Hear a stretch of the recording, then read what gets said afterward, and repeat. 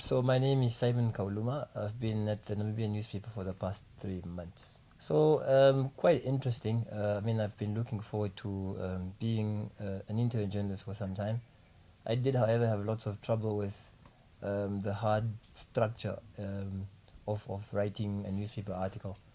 Also, one of the challenges I had was basically getting a response from my sources on time, because it is a deadline-driven industry, and sometimes a source not sending you the information can hold back your article 2 days or even more. I guess not specifically to do with persons with disability, but I did write my first ever article. My first byline was on LGBTQ plus rights, where I attended a press conference, and somebody at the press conference was calling for the creation of a party to ensure that people with from the LGBTQ plus community's voices are heard through that party. So it was at the time where the debate was quite heated in the country, and I was happy to get my first byline.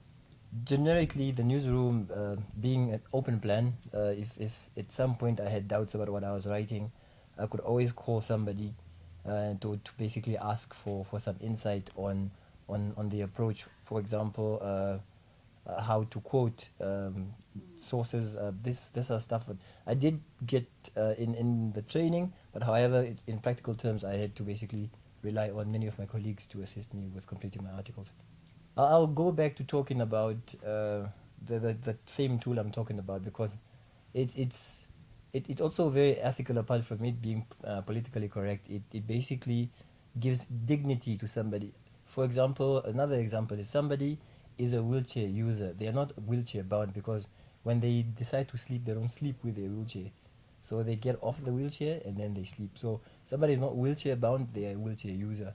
And it's just a matter of tiny stuff like terminology that actually can basically give somebody uh, who was reporting about issues of marginalized. For example, uh, we don't use the term Bushmen anymore. We use people from the San community. So most of the terminologies used actually have a negative connotation, and just with education. So I'm not putting blame on any media houses or anything.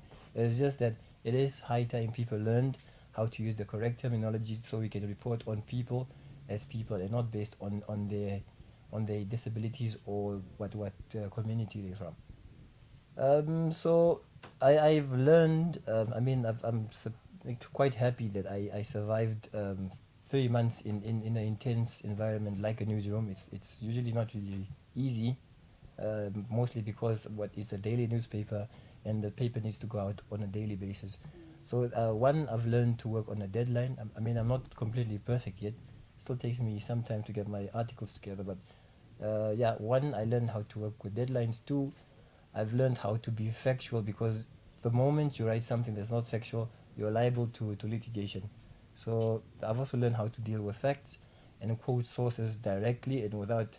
Like I'm a very opinionated person, and there were points where I felt like putting my personal opinion in articles, but I can't do that. It's not allowed.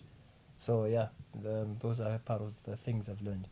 I think they have all the right to basically participate. One, journalism is a means to voicing those from minority groups, for example, and for somebody from a marginalized community or somebody with a disability, it is possible. It's not rocket science. There is a method to it. It's just, one, you need to be dedicated to what you're doing. Two, you need to be time based, and three, you need to be passionate. Otherwise, you won't actually really like what you're doing.